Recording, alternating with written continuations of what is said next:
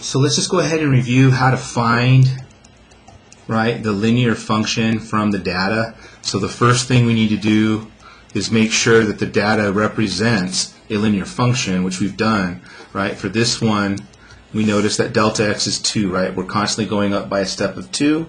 And then here, delta y is constantly equal to 3.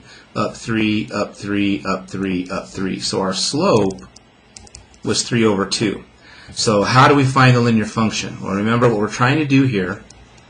Because I'm asking for a linear function, we know we're trying to find the slope-intercept form. So I need two things. I need my slope and I need my y-intercept. Well, there's my slope, right? We were able to do that just by looking at the average rate of change at each segment. And then we were lucky here because there is your y-intercept.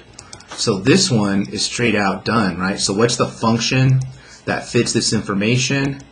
3/2 x minus 1. So pretty easy to do when I have, right, that nice linear, that what I need, right? We were able to find the slope by using the data table and the average rate of change, and then the y-intercept was readily given to us. However, in the next one, we also know that this is a line because we found in the last video, right, we're going up by steps of 5 in the x direction, and we're going down 2 in the y direction. So my slope, right, my change in y over my change in x is negative 2 over 5. So the good news is I have my slope, right, equals mx plus b. So we got our slope, but it's the b that we don't know. There is an intercept, but this is an x-intercept, right? So not a y-intercept. So we don't have that. So what we're basically going to do to get to this is we're actually going to use the point slope form, right? Because what's nice about the point slope form is it requires just any point.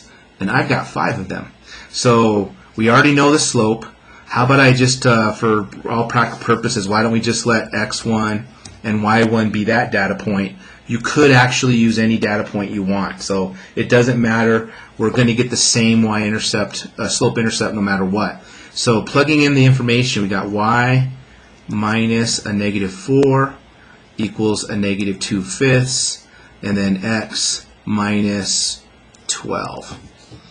Okay, so let me make sure I got all that right. Okay, so good. So there's basically our point slope form. That'd be y plus 4 equals negative 2/5 x minus 12. And then what we do next is we basically have to solve for y. We got to get y by itself so that I have that form there. So I'll begin that journey by distributing. So we get y plus 4. That would equal a negative 2/5 x. A negative times a negative is a positive, and we get 24/5. If I subtract 4, again doing my fraction work here, this is 24/5, and with a 5 in the denominator, that's negative 20. So putting this together, it looks like we have 4/5. So we get negative 2/5 x, right? That was that part. And then we just figured out that that adds up to 4/5. So our function then that fits this data table is negative 2/5 x plus 4/5. Alrighty? And so we are good to go. So there's how we basically, once we determine that the data set's align, right, that's how we go and find linear functions. So we're definitely looking for the slope-intercept form. If I have the intercept, we're pretty much done. Just find the slope.